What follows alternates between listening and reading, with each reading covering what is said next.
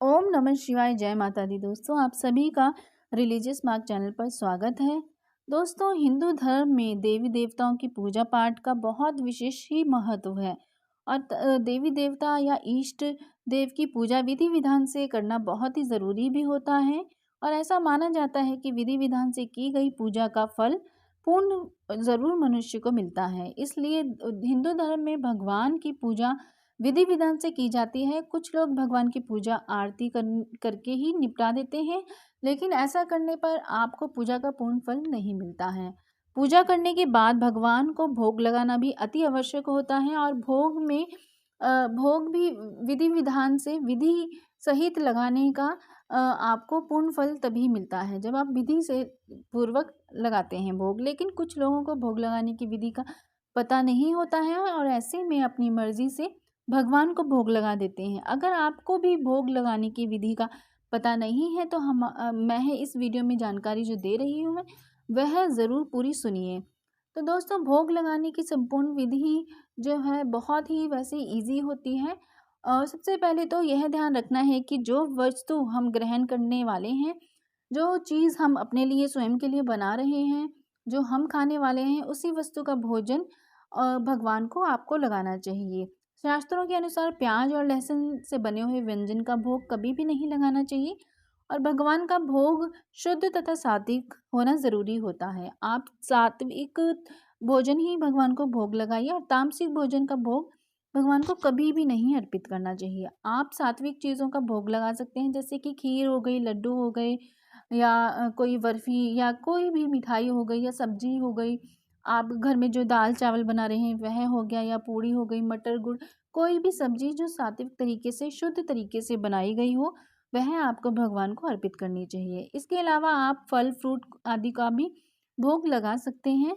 अब भगवान को भोग लगाने के लिए आप चांदी, कांसे, तांबा या सोने की या केले के पत्ते या डाक के पत्ते आदि के बर्तन के तौर पर इस्तेमाल कर सकते हैं।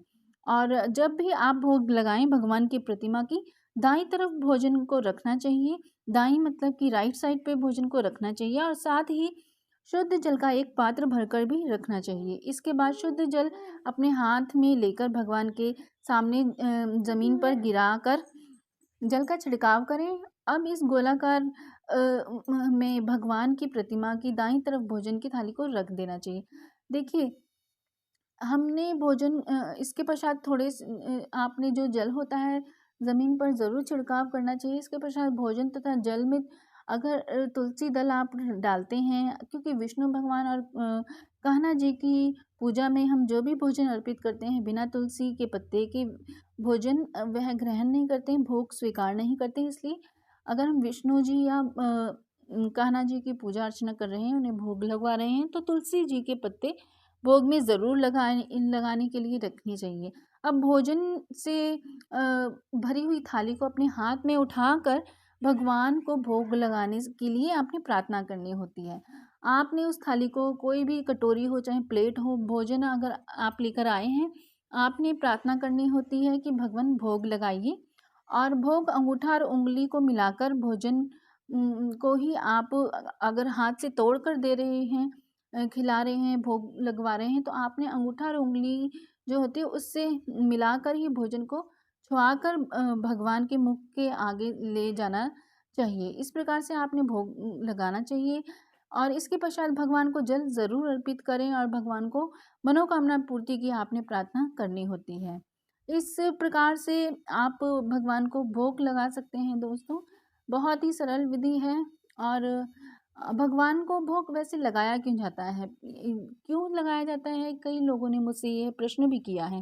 देखिए, हमारे पुराने शास्त्रों में बताया गया है कि भगवान को भोग लगाने के बाद ही हमें स्वयं भोजन लेना चाहिए और शास्त्रों के अनुसार भोजन के मुख्य रूप से 3 प्रकार होते हैं, जिन्हें हम निमित्त दोष और आश्रय दोष और जाति दोष कह सकते हैं। ऐसा माना जाता है कि इन तीनों दोष का शमन करने के लिए ही भगवान और देवी देवताओं को भोग लगाया जाता है। अगर आप भगवान को भोग लगाने के पश्चात स्वयं भोजन करते हैं, तो इससे आपकी बुद्धि सौम्य बनती है। भगवान को भोग लगाने के बाद वह भोजन श्रेष्ठ बन जाता है।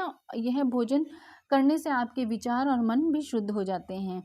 तो दोस्तों आप इस प्रकार से जब भी आप पूजा पाठ करें तो ज़रूर कुछ ना कुछ भगवान को भोग के लिए अर्पित करें, चाहे मिश्री के 2 दाने ही क्यों ना हो, वह आप अर्पित कर सकते हैं। और अगर आप भगवान को भोग लगा रहे हैं तो तामसिक वस्तुओं का भोग कभी भी नहीं लगाना है। मैं पहले भी बता चुकी हूँ, इस वीडियो में भी बता चुकी हूँ और पहले भी मैं कई बार इस बात का ज़िक्र कर चुकी हूँ। तो दोस्तों इस प्रकार से हम हमेशा सच्चे मन से, सच्चे श्रद्धा से जब भगवान से प्रार्थना करते हैं तो भगवान ज़रूर सुनते हैं, और जब हम कुछ भोग लगाने के लिए वहाँ रखते हैं भगवान के लिए, तो वह भी स्वीकार किया जाता है उनके द्वारा। तो आप इस प्रकार से साफ सफाई से जो भी है सात्विकता और पवित्रता का ध्यान रखते हुए जब भी भोजन बनाएं तो इस बात का ध्यान रखें कि आप पवित्र हैं, आप पवित्रता से ही आप भोजन बनाएं। आपके विचार शुद्ध होने चाहिए, और जब भी आप भोग बनाएं तो स्नान आदि ज़रूर कर लीजिए, बालों को ज़रूर बांध लीजिए, ओपन हेयर करके बालों को खोलकर आप शुद्ध वस्तुएं प्रसाद वगैरह ना बनाएं। इस बात का आप ज़रूर ध्यान रखिए। तो दोस्तों ये थी छोटी सी जानकारी। आपको वीडियो अच्छी लगी है, जानकारी अच्छी लगी है तो प्लीज़ लाइक ज़रूर कीजिए और शेयर औरों के साथ भी कीजिए और चैनल सब्सक्राइब कीजिए। ओम नमः शिवाय, जय माता दी।